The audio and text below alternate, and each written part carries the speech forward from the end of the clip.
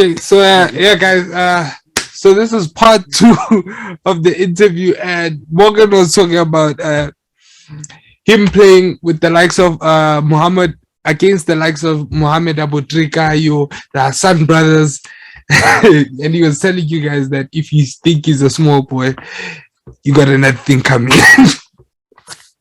Yeah, most definitely. Yeah, I got the gun.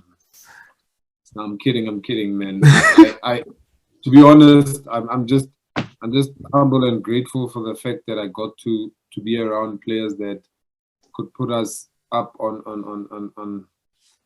the map, on to Champions League football, to play against Africa's finest in all the different countries that we played, man.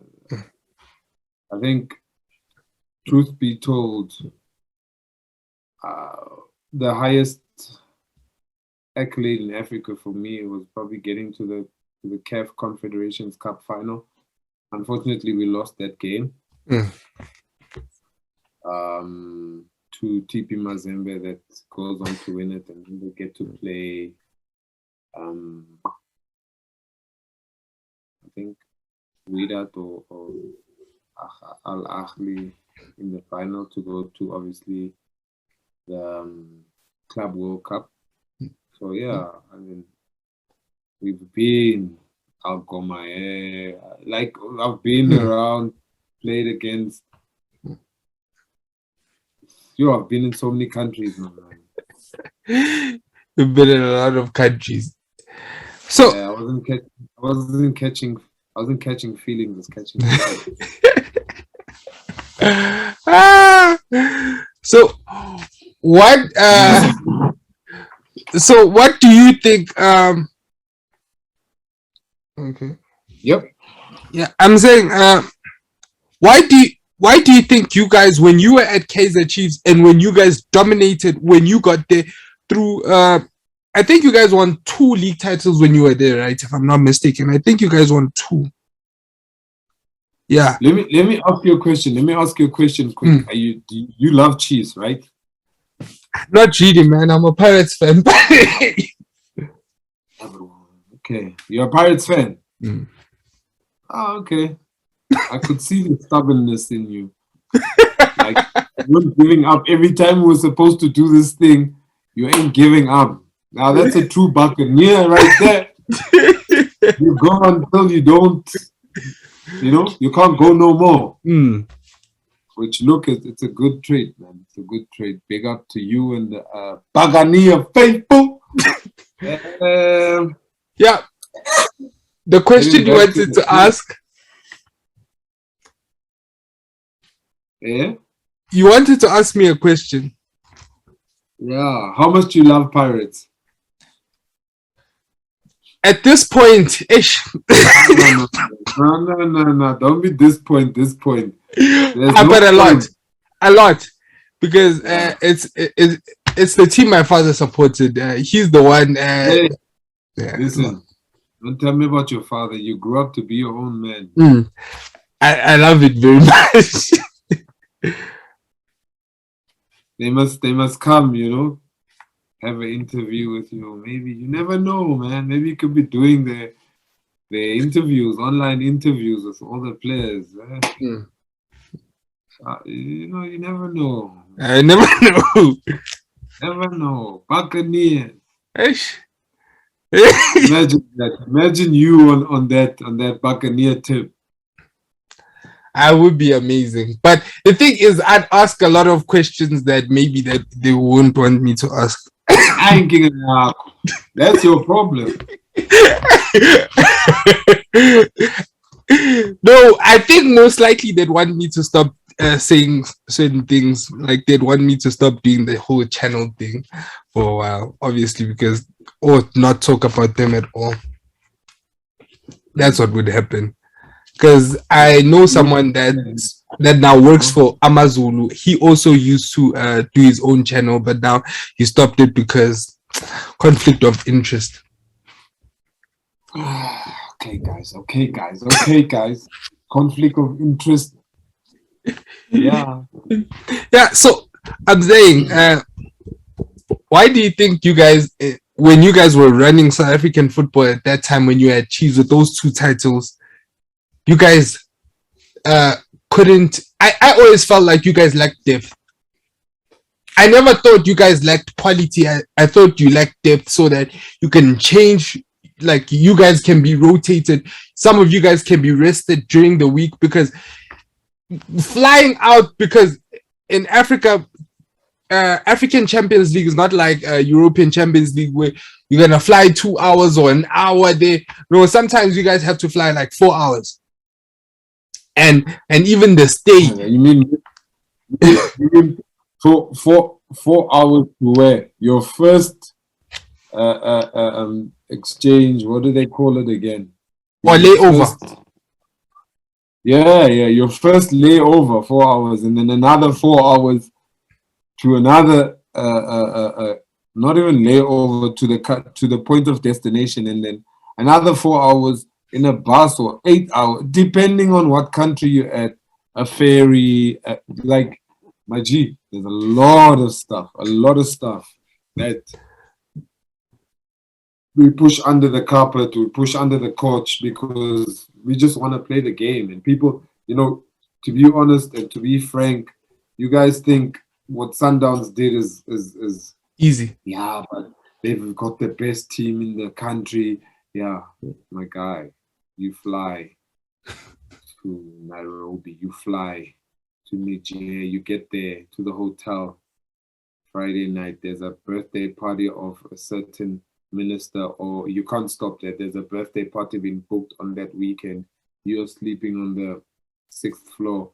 Music is banging in your ear. Boom, boom, boom, boom, boom. Entertainment is happening. You have to wake up tomorrow morning, play a very crucial game. Is that sabotage? Maybe not. Is that working in anybody else's favor? Yes, obviously. Most definitely it works in someone else's favor. So, listen, big up. Sundowns went all the way. They did the impossible, and don't lie to ourselves. Oh, it's possible. They did it.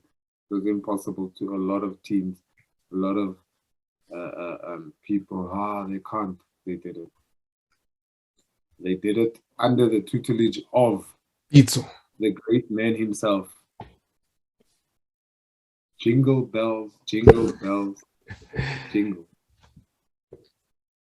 And he went on to win 2 more with Ahly, the team that stopped Pirates. The team that stopped Pirates.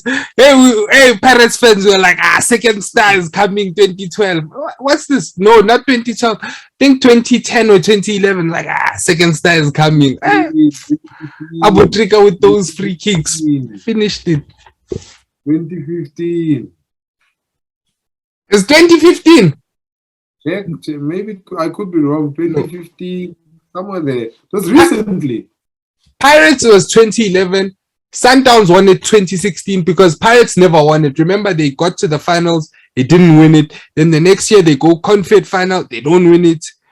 Or semi-final, I think semi-final. And then Sundowns, it might be 2015, they get quarterfinals or something. Then 2016 is when they win it. Yeah, I remember it correctly. 2016 they win it. I mean, big boys will remain. Listen, big boys will remain big boys, man. Hey, big boy, you're a big boy. So everywhere you've actually gone, you won trophies. Most of besides Jomo, you and Skukune. What? And Skukune. What? Besides, wait. No, I think with Jomo you won Coca-Cola, right? Yeah, exactly my point. Okay. I was born a winner. I was born a winner. I was born a winner. I might not win trophies or accolades, but I was born a winner. You might not win 2010 Footballer of the Year. I was born a winner. That was just an accolade to go with it, but I was born a winner. If you look at what I did the year before that, And leading up to all of those, I always tell people that I was nowhere near as good as the players that were playing in my time. Look, I can mention one player that I looked up to big time. Old John Mabizela. Ow. OJ. I know one could touch. If I had 5% of what OJ had, the ability, the intelligence, the way he played, and very calm on the ball, I would have been happy. I would have been super, super happy. Like I'd be ecstatic. That guy was intelligent. Gosh. That guy, I wouldn't say he's not intelligent, but football-wise, IQ is amazing. Second to none. Ability to pass 50-meter pass, ability to pass 2-meter pass, ability to tackle, timing. Like that guy didn't do anything wrong on the soccer field. Like it's as if he was on roller skates and he was just gliding. And he could score goals. Because the reason why he was signed is because he scored a screamer against Spurs. And they were like, get this man on a plane. I don't even think it's because of that, man. I think it's the way he conducted the orchestra. He was like the conductor of note because he played I don't know, man. If it was an instrument, it was the main instrument of the orchestra. And main instrument. OJ was something else. Oh. Yeah, it was something else. Oh. I think till the day I don't know if he's retired or not, but till the day that he was in, I don't know if it was ABC Motsepe or Glad Africa. No, he's retired now. Yeah. There's a team that he was playing for. And this was, I'm talking about 2 years ago, 3 years ago. And then I still looked at that man as if I was looking at like the candy store, like what the You couldn't believe. I couldn't believe that this is the same OJ playing on the same field as me. Someone I really looked up to. Oh man. Like utmost respect for that guy.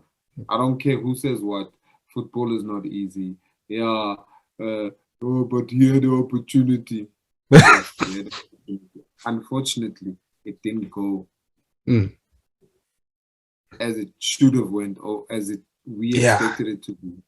He needed to deal with his things own that we needed to deal with. Exactly. Who are we to judge? Who are we to judge? That guy's got kids, he's got whatever. Who are we to slay his name in the streets? Yeah, hey, this, that, and the other. No, respect. Let's respect one another. I think the day we start respecting, whether you've created, whether you have a house or not, whether you have anything to your name or not, you have, South African media, we're so quick to crush. We're so quick to crush and so quick to look at how another brothers fell off the bandwagon. This one's house is being repossessed. You're doing this bad. How many rugby players do you know of, or cricketers that you know of, that they'll slay like that? How many? Not a lot. But here's a nugget though. If there is any. No, there's hardly any. But here's a nugget though. For example, look at Grealish. Huh? Grealish, you know Grealish? Yeah. I don't know his name. Yeah, he does a lot of things that he doesn't get slain for. And then if Marcus Rashford or Martial does anything. Exactly. These boys miss penalties for their country, right? But they got slayed. They got chopped up, hammered, racial slurs, whatever. The kids came back and they did better, Grealish has been put, his market value went up because why? English media. What did they do? They hyped him. They sold him to obviously the highest bidder. Is Grealish as good as he seems? He was never gonna be a great City player. I knew that.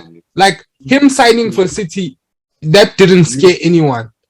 If City, on the other hand, had signed, I remember who it was between him and Haaland last season. I always said, if they sign Haaland, it's over because he has something that they don't have in that team. Grealish has, like, whatever Grealish has, every other City, like Bernardo has.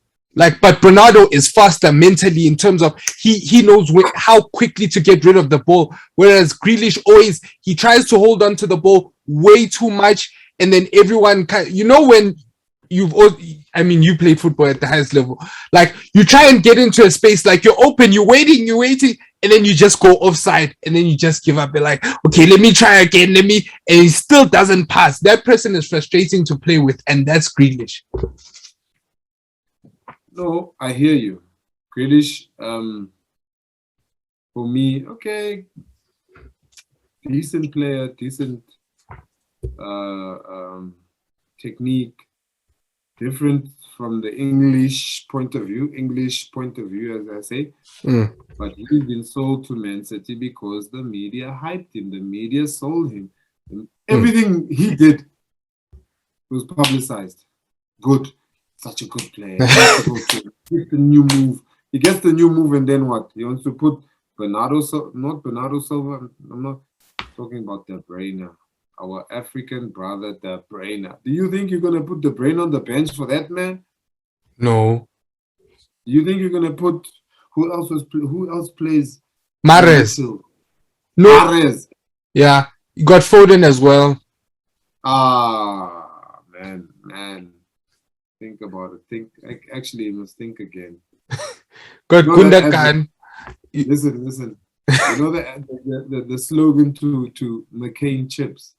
Yeah. Just think again. So they needed to think again for that one. Yeah. So you were saying Chiefs, sorry, we went off the... Yeah, we went. Yeah, but what I was saying is with the nugget about cricket and rugby, their media is mostly, what's this? It's kind of to them, but they're not as big as football. And in terms of, what's this? In terms of the short-term contracts or the contracts that they usually get in South Africa, it's not as much as, let's say, a footballer could get when he's at his peak. No, I'm talking about because also what supplements their contracts is usually when they get a Springbok contract or when they leave. That's why most of them, it's either they go to Japan to get that big retirement money. You had Dwayne going out, and you got Andre Pollard. He went to play in Europe. He gets paid like 24 million rand a year, reportedly. So yeah, he gets paid 1 million euros each year. And in France, which has like 8% income tax.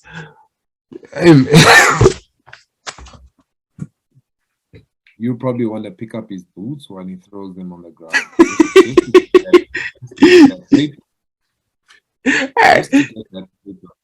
Hey, the income tax, that's the nice part, the 8%. Hey. Look, I mean, given the fact that you asked the Chiefs, you asked me something about Chiefs, and I was about to answer, but me being the person that I am, went on to another topic. So,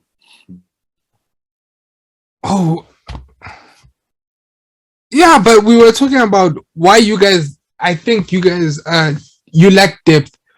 That was the original question.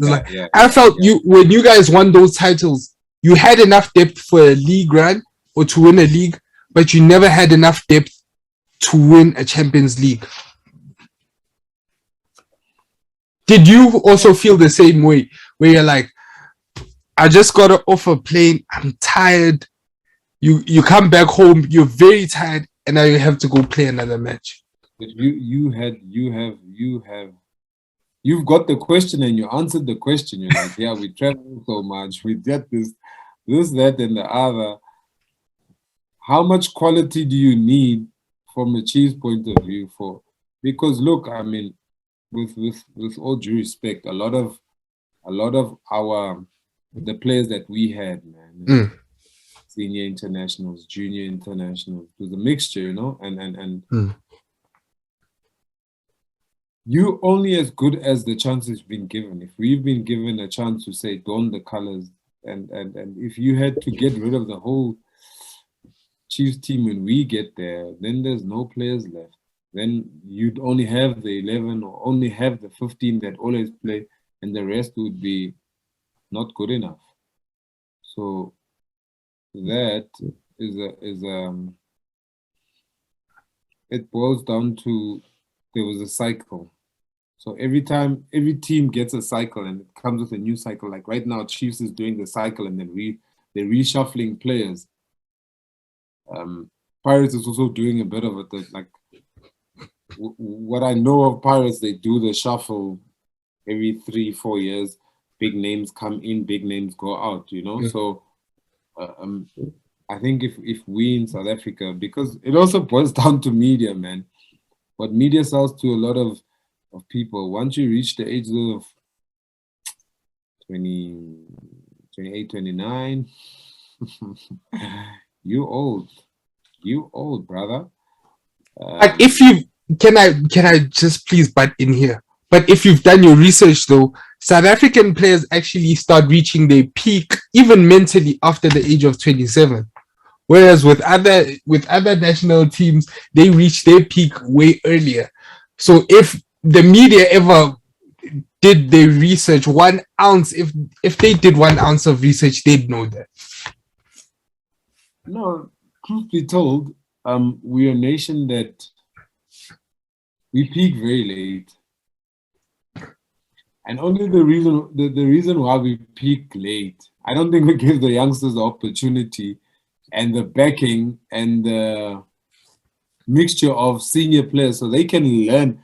The problem we do is we always look for a new gem. Like right now, I can tell you, in South African media, for this new season, they're looking for a new gem. You're going to come back to me, they're looking for a gem. Like some media guys are sitting there like, who's the new thing? Who's the new kid on the block? We want to profile him, want to get a new Ice Katele, she, what. The brother is producing results year in, year out. Kekan is doing the same thing year in, year out. He's been doing it. There's so many other players. Look at Lindo Bushembata. He's not winning all the accolades. The brother's doing it year in, year out. Year in, year at 37. He's doing the same things. What do you want? Do you want the guy his leg must be chopped off for you to say, oh, what a great player? Or must he pass away again and say, oh, what a great player he is? We think he needs a state funeral. We're only going to celebrate one another when we pass on. That's the only time we're going to say, no, Mashangu, he was such a great interviewer. Oh, my friend. Oh, we're going to sing your praises when you're gone. Why can't we tell you now when you hip hop and happening? Why can't we tell you now? Why can't we? Oh no, he's going to be arrogant. Let the guy be arrogant because he's put in the hard yards.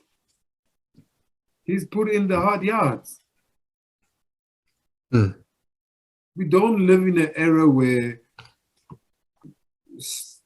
put stats and the correct stats, whether good, bad, or ugly, and then say, and I want to lift up my hand for that and say, put the stats in the world of the most successful players after the ages of 30. You have a lot.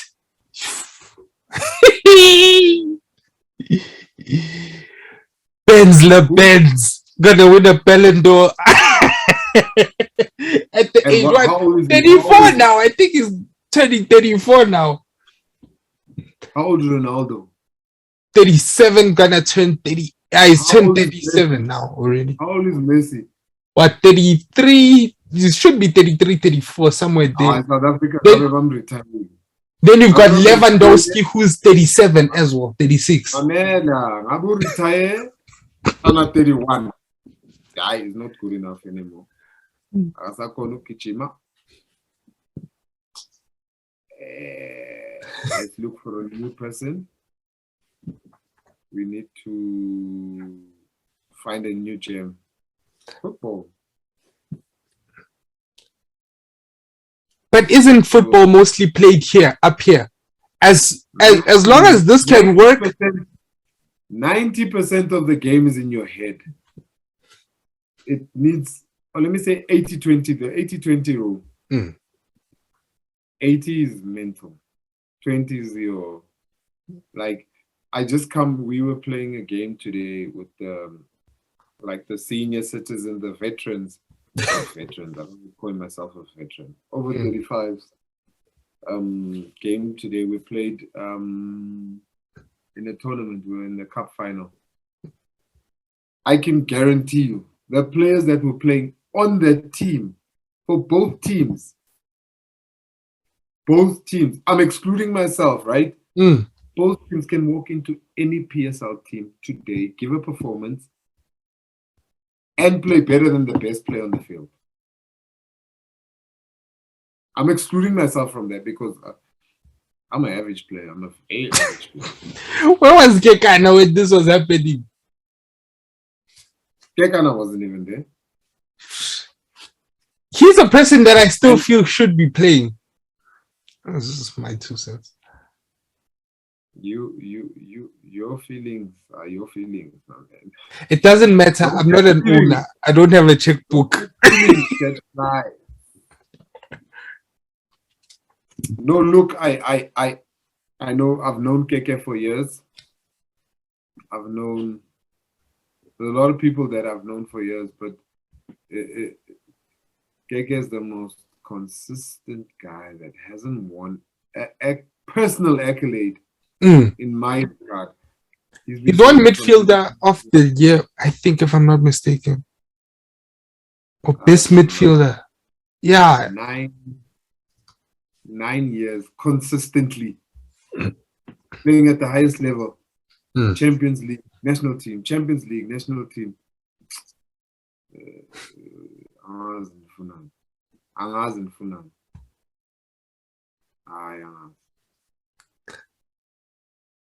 Keke Sompo Kekana Gustavo. Something else. That's a machine. A machine of no. Machine.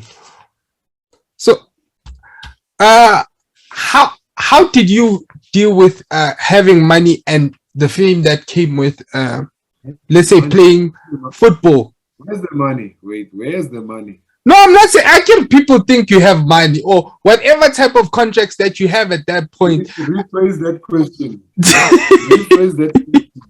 How did you deal with the fame? I'll tell you how I dealt with the fame. How did you deal with the fame? The money was not there, guys. Yeah, the money was not there. Money was not there. Yeah. Honestly speaking, I did what any other player would do. Enjoyed my life. Kept my family close by. Had a couple of friends, but I kept my circle small.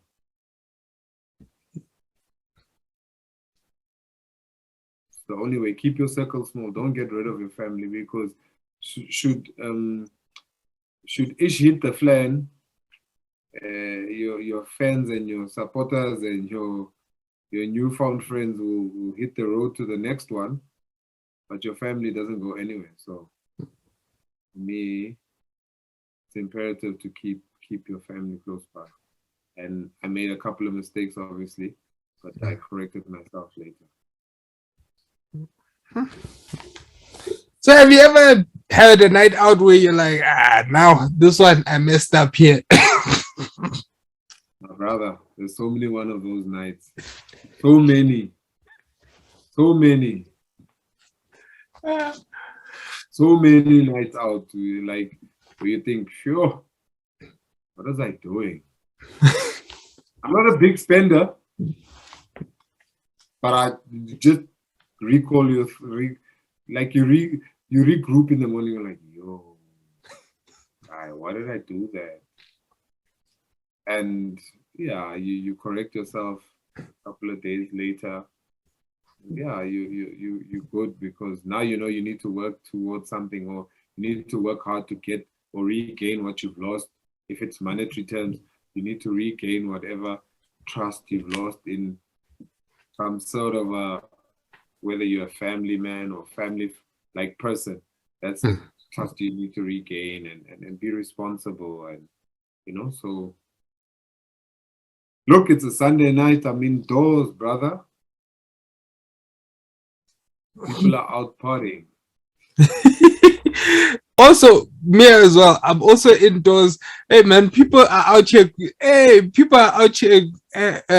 What's this? Celebrating, and then you have me busy with my research. I've got tons of research in this book. Aren't you're selling us a concept. The moment this interview is done, and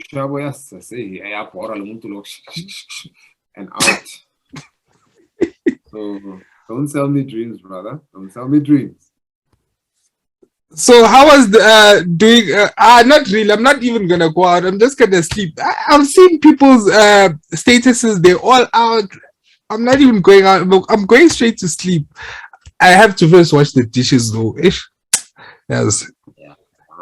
You have to wash the dishes. I'm proud of your upbringing. I must say big up and shout out to your folks for installing the good the good morals and the good principles in you. Big up to your family.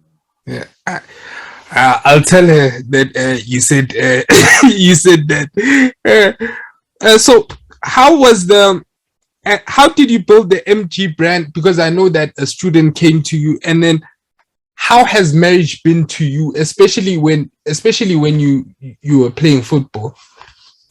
I think to answer your question, I mean, that was an initiative that I started because of I wanted to give back, and the only way to give back is if you have. And back then there was no sponsors, there was nothing, and I decided, listen, let me take a bit of my money, put it into a product that I love, which is wearing caps and sweaters. I'm like a very chilled, easy guy, so I thought, let me contribute to my community by selling, and if I sell and I can contribute back and give back to the community from a certain percentage of what I do. So the whole concept started there, and yeah.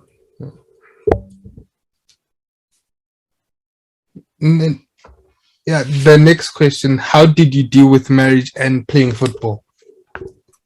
Well, it's still remains anonymous because my formula won't work for anybody else's one. I did what I needed to do. I'm not perfect. My better half is a person that's understood and I knew what I needed to do, how I needed to do it. Gave me the utmost support. Gave me three beautiful, or should I say three handsome, because if it's beautiful, it's with girls, but I've got three handsome young men. She gave me three handsome young men that for me the biggest blessing in my life, and they know I love them from here to the moon and back. Everything that I do is for them, and they are my pillars of strength. They don't know when I'm stressed. They don't know when I'm too excited. They see beyond that, and they humble me and they make me work that much extra, just because they are not just my responsibility, but they are part of my life that motivates me so hard to better their lives. I don't want them to go through what I've been through. I try and preach that a lot to them, but it sounds like a broken record. If I could call any one of them right now, he'll probably tell you that that's all I speak about, and them doing the best that they can at school. If they're into sports, do sports, you know. So I think for them, it's for me, it's them living their lives to the fullest of their ability and to the best of what I have installed in them. And so okay, you're coaching now, and you also apparently you were gonna write an autobiography. How's that coming along? I haven't started because there's too much. There's still more to come. I'm not done with football. The day I'm done with football, I'll put everything out there. Everything. Good, bad, ugly. Yeah. Okay. So you're not done. So how's the coaching gonna go, and what type of coach do you want to be? Kopskit and Dono.